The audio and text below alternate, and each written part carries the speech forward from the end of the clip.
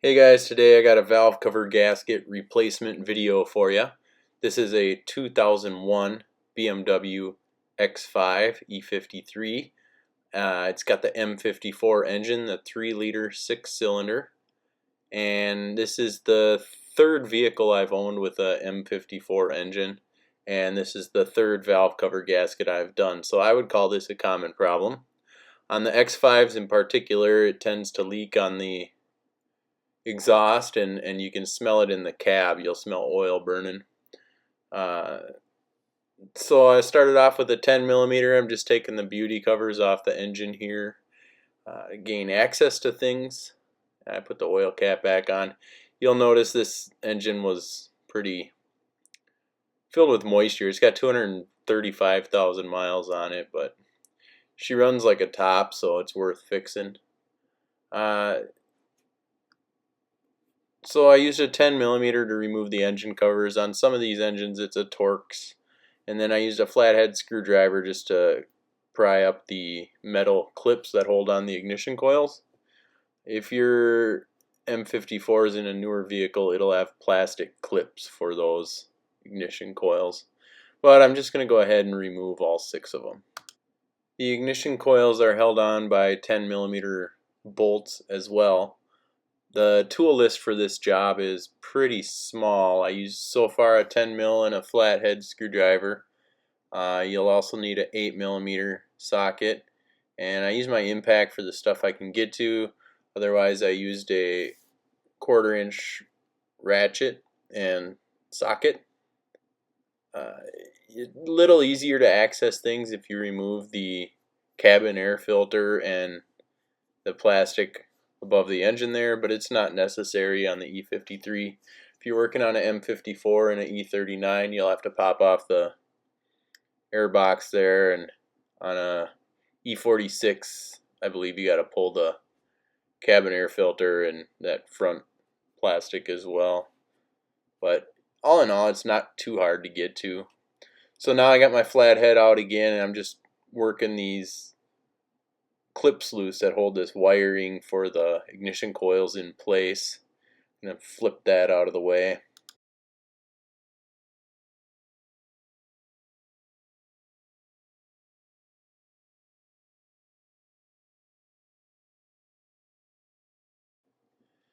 There was a couple 8 millimeter nuts that held on some ground wires for the ignition coils. There's one on cylinder 1 and one on cylinder 6 that grounds just from the coil to the valve cover. And then there's a ground wire in the middle that's just a green wire coming out of the row of ignition coil wires there. So now I'm taking out those ground wires from where they connect to the valve cover, because they're actually mounted to studs that are valve cover bolts, so the center valve cover bolts. And the valve cover bolts are all 10 millimeters on this one.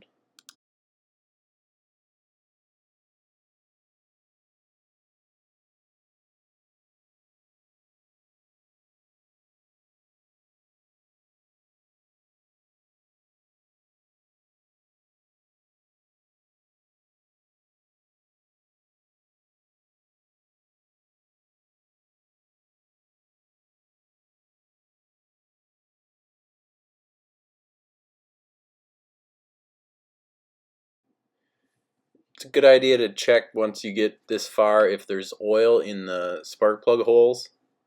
Uh, on the first one I did, there was oil completely full in 4 of the 6 spark plug holes.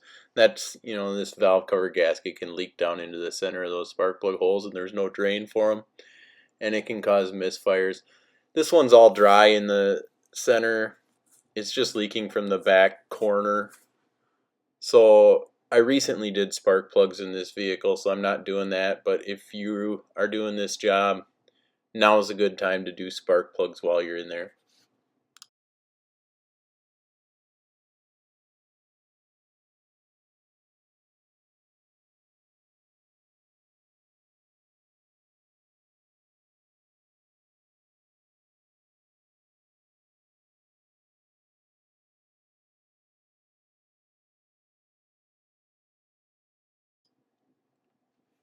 So I'm just getting all the bolts out of the valve cover gasket. There's a few you can't see from this view because I have that cover on there. But there's just two way in the back you can't see.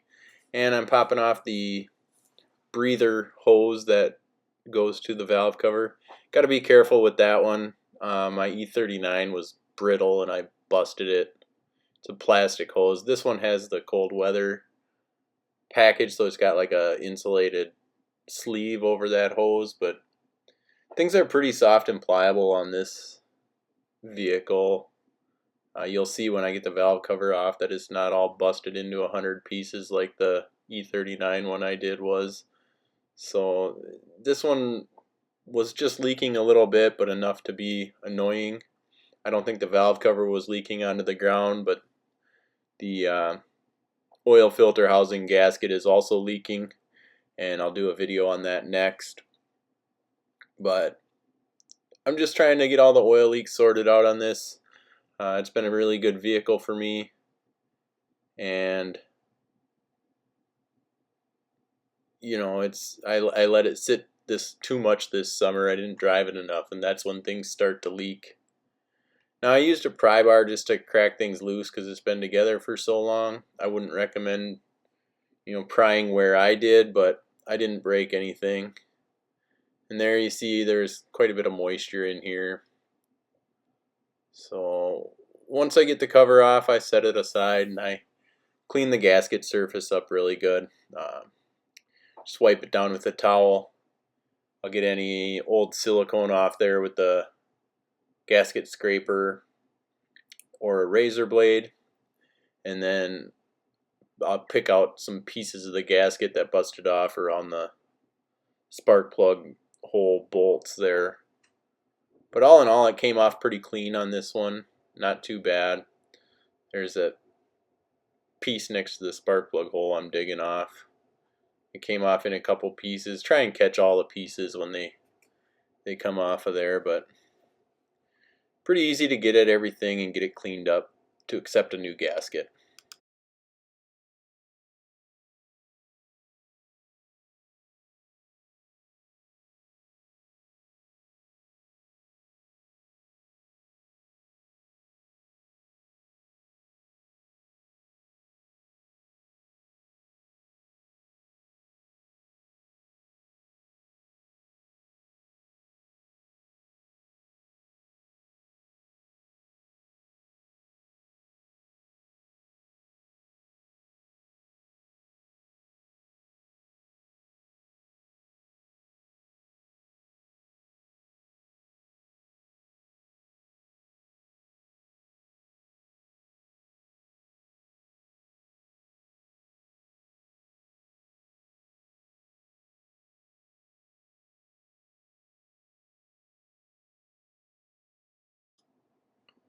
So now I got the gasket surface cleaned up. We're going to move on to the valve cover itself. I'm just pulling the gasket out of it. It kind of sits in a nice groove in the plastic valve cover. This one came out in one piece. The other two I did came out in about 100 pieces. The rubber had gotten so brittle it just cracked as I was pulling it out. So this gasket came out nicely. On the left side of the screen, furthest left top of the screen there is where it was leaking. The spark plug hole gaskets were cooked in there pretty good. Those were a little brittle. You'll see as I work them out of here, they kind of broke into a bunch of pieces. You'll also see all the moisture in the valve cover. Now this would be a good time to clean everything really good. I was just trying to get this job done quick, so I just set up the camera and just changed the gasket. I didn't really clean much in there, but it's winter in Minnesota. It's pretty normal to see that kind of moisture in the valve cover, so I wasn't too worried about it. So after I get all the rubber out of there, I just kind of wipe everything down. You could go over it with some brake cleaner and clean out the groove, but this one, like I said, the gasket came out clean. I wasn't too worried about it. I also replaced the bolt washers for the washers I'm pulling off here, they have rubber gaskets on them. I like to replace those. They're not always sold with the gasket kit, so you might have to specify when you're getting parts. But they're pretty easy to change while you have it apart, and just a good idea to do that. So I got all those out, flip it back over here, and put my new gasket in. The new gasket sits into the groove pretty deep. I just press it in there pretty hard so that it stays. I don't use any silicone or anything on this part of the gasket. The cover holds it nicely. Just kind of line it all up and press it in there.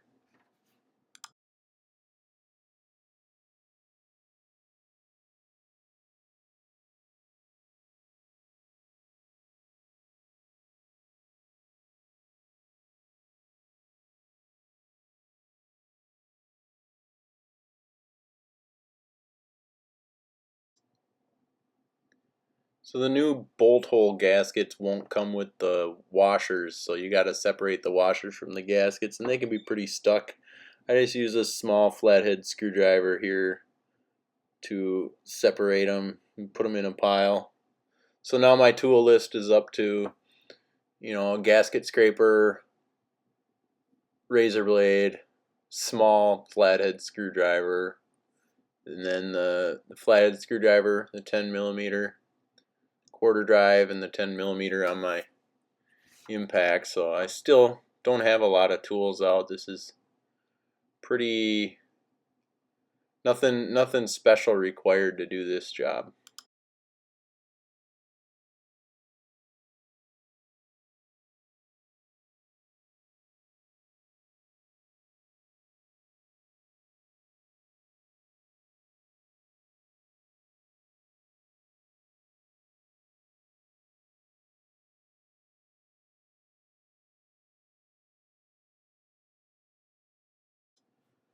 So once I make sure everything is all clean and good to go, I use some silicone on the half moons part of the gaskets, and some people just stick it in there in the half moons. I always go around to where you can see the mating surface, so around that first bolt on the corner, and the same on the back. I'll put the silicone inside the half moons, and then I'll run it around that first stud on each corner. And I've had really good luck doing it this way. You can see where I'm putting it on in the front here. I do the same in the back. So I just run it in the half moons and up around the corner. And that's all I do for silicone. Just use my finger and apply it, and then you're ready to put the valve cover on. So we press the valve cover gasket in good. I always hold it by a couple of middle spark plug holes and hold the gasket there, and then I put it down into place. Make sure those half moons get into their position properly. This valve cover has like plastic tabs sticking down that hold those half moons pretty solid. So it's all pretty easy if you're just careful. Make sure your vacuum hoses are out of the way before you stick it in there. And once you have the valve cover in, I just start putting the bolts in. Now I was kind of moving a little fast on this one, and started just putting the rubber on the bolts and putting them on, and I forgot the washers. So you'll see here I put about 6 of them on there, and then realized that they don't have the washers, so I pull them back off and put the washers on. So it set me back a few minutes, but not a big deal. So I put them all on loosely by hand to make sure the valve cover is centered where it needs to be. Then I run them in just with my impact without letting it bottom out hard. And then this is something where if you watch my videos, I'm pretty handy with the impact. I don't use a torque wrench very often, but on a plastic valve cover, I feel it's pretty critical to get the torque wrench out. So you see I do that here shortly. Once I get all the bolts in, I use my 1/4 inch drive torque wrench in inch pounds, and I torque them to 89 inch pounds.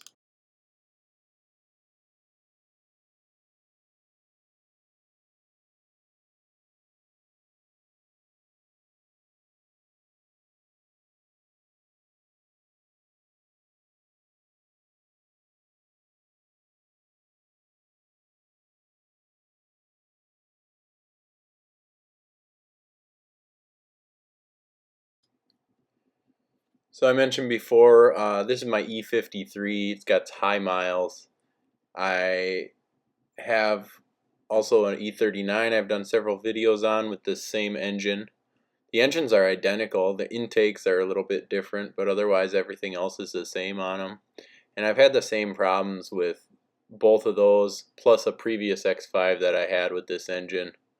So my next video will be the valve cover, or I mean the oil filter housing, gasket or O-ring if you will. And this will be the third time I've done one of those. This is the vehicle I've owned the longest, and it's the last one to get all these gaskets, and I think it's because it never really sat. I think these things start to leak when they sit, and so we're fixing things on this. I've also got a rattle underneath, kind of a ratcheting feeling that I've been experiencing on this high mile rig, and I crawled under there and noticed the carrier bearing on the drive shaft is, the rubber around it's all deteriorated, so I'll probably do a video on that, replacing the bearing on the drive shaft, the center bearing, and the guibo. So look for those videos coming up here in the next few weeks. But we'll get the E53 all dialed in. Got some projects to do on the wife's F10. So I appreciate you guys watching this. Like I said, this engine used in several vehicles, so if you have a E46, E39, E53, you may do these same jobs. They all seem to have the same problems. So there I have my torque wrench out, doing 89 inch pounds like I said, and we're getting this thing back together.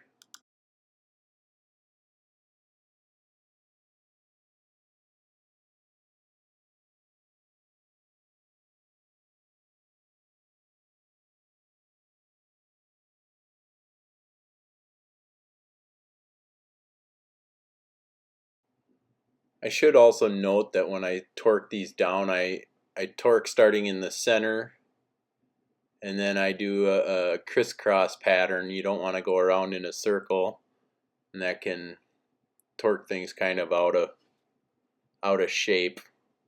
So I try and pull the valve cover down evenly with the torque wrench by starting in the center and doing a crisscross, working your way to the outside. And then when I'm all done, I just go double check them all and make sure they're torqued to spec. Make sure the first one you did isn't loose now from torquing the rest around it.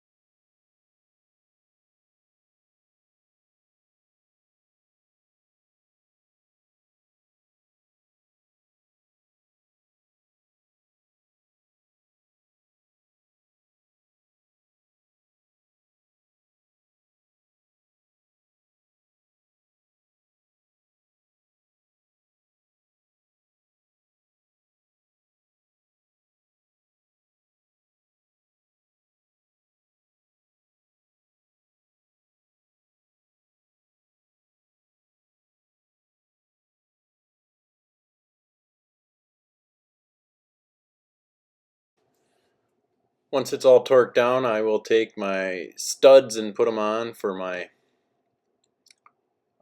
ground wires here, and now I'm installing the ground wires using the 8mm nuts, one on the first cylinder, one on the sixth cylinder, and then there's the stud that gets installed in the center for the ground wire that comes out of the ignition coil harness.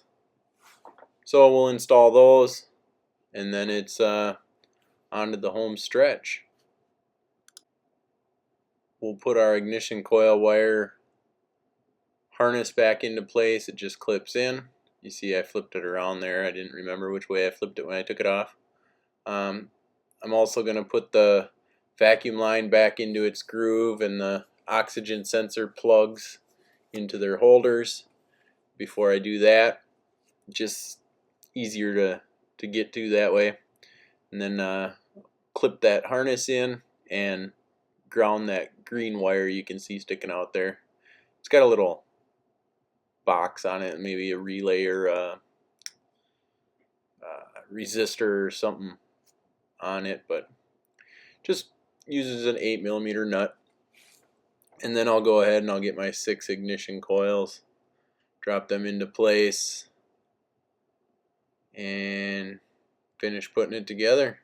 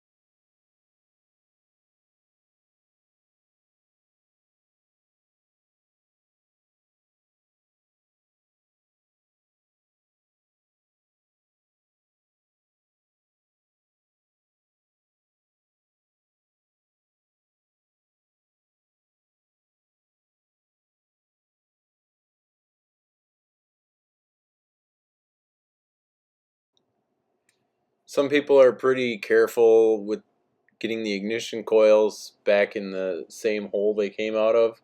I'm not too worried about that. I mean, I'll set them down in order, but if I were to mix it up, not really a big deal. I mean, if you have a problem with an ignition coil or an ignition coil fault, you can swap them around to try and find it anyway. So if they're all working properly, it shouldn't matter which cylinder they go back in. Also, I'm used my impact just to run the bolts down for these coils, but probably not the best idea to submit those coils to impact. Then I'll go ahead and plug them in. Like I said in the beginning, these have the metal clips. My E39 has the plastic clips because it's an 03. But the plug-ins are pretty easy to work with.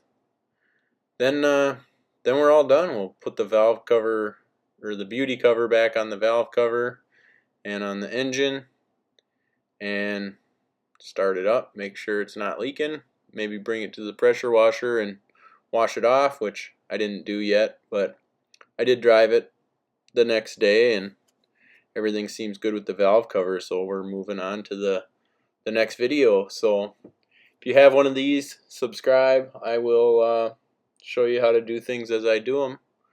It's kind of a good hobby of mine, so thanks for watching and enjoy.